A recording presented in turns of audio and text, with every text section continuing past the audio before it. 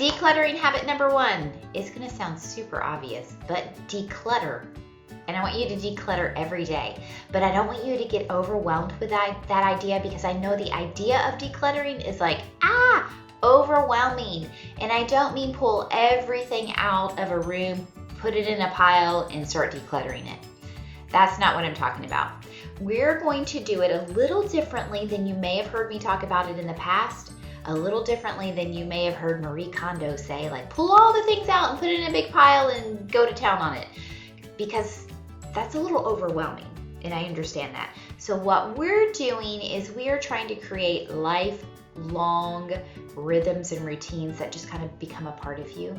And before you know it, you're going to turn around and look and be like, oh, my house is decluttered. Or you may not even notice it. I mean, it's just going to be so gradual, and then all of a sudden, you will notice it one day, and you're going to be like, wow, I don't even notice that I declutter every day, but I do. It's just a part of me. So declutter every day, declutter every day, declutter every day. But do it this way. Do it in a simple way. There are tiny little ways that you can declutter without it becoming crazy overwhelming. So you always want to go back to your core desired feelings when you're decluttering, because that actually makes it much more easy. It makes your decisions on what to get rid of, if anything, a lot easier. So for instance, I'll give you a personal example.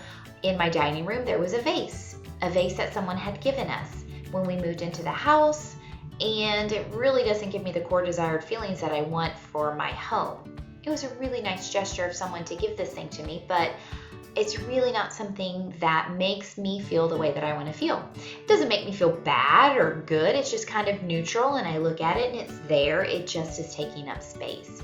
So I went ahead and donated that, and I tell you, the whole entire energy in the room shifted. It's crazy how that happens. It's crazy.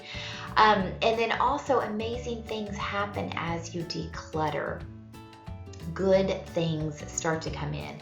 You start to feel a certain way. The certain way is the way that you want to feel. Those core desired feelings that we talked about before during our little visualization, and identifying the 1 to 3 words that you want to, that really describe the way that you want to feel in your home, right?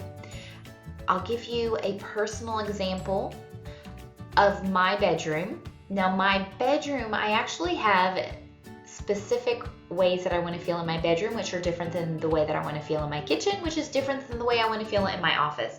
I have one big all-encompassing core desired feeling for the entire house, but I also have individual ones too.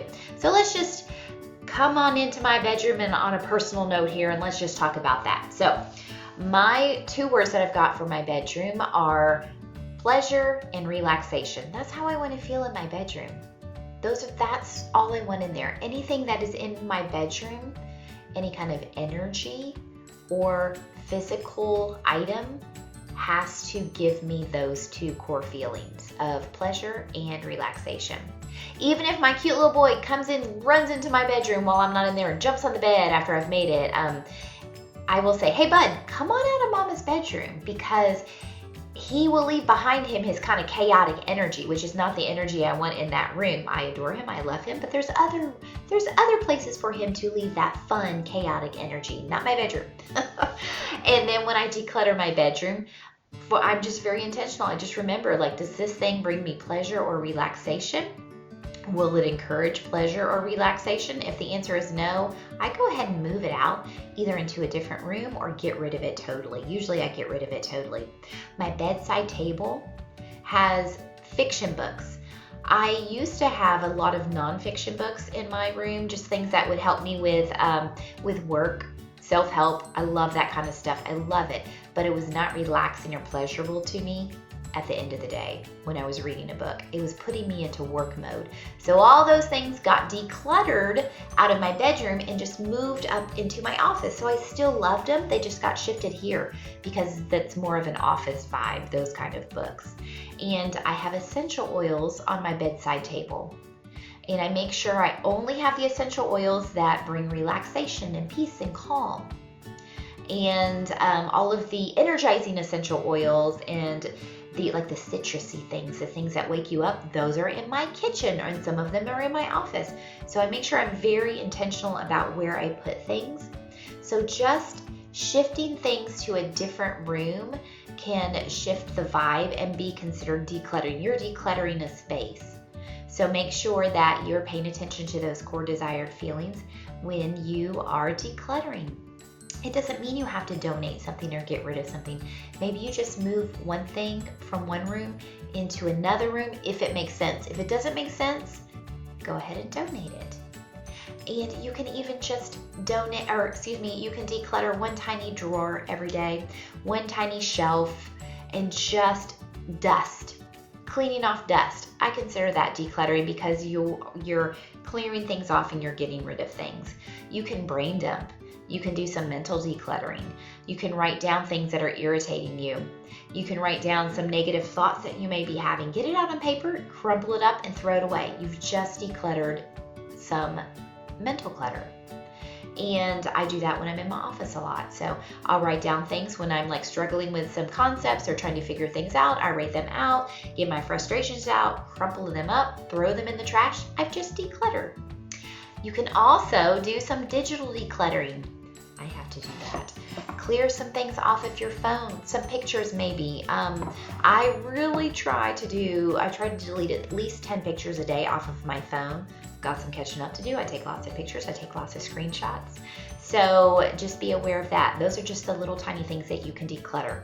And why do we want to do this every day? When you declutter every day, first of all, it gets you in the habit of decluttering. It just reminds you that you deserve to live a certain way and you deserve to feel a certain way. And we're just trying to make this a little habitual for you. So try to stick with it for 30 days if you can, so it does become a habit and you start to create things in your life that you want.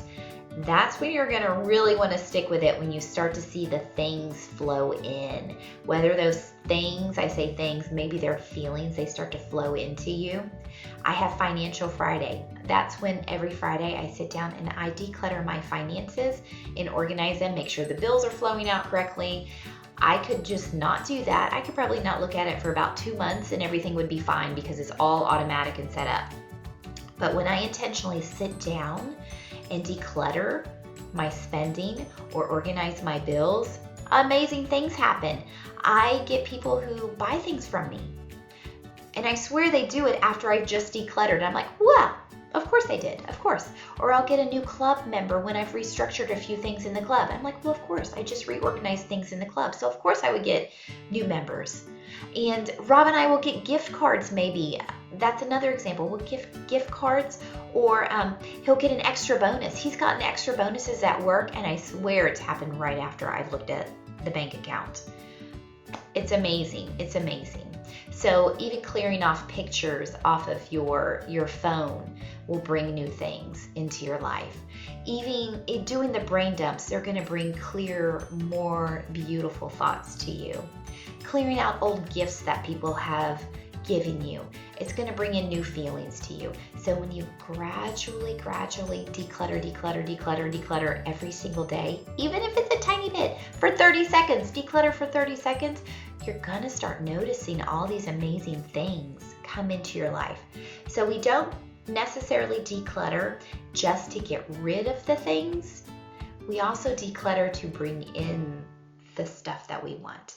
So declutter every day and really enjoy loving your home, loving your life. And when you're decluttering, I want to make sure that I also remind you to declutter for you. Declutter your stuff. Declutter your bedside table. Don't worry about your husband's bedside table. Let him do that himself. He has his own intentions. Let him take care of that if he wants to. Even your children.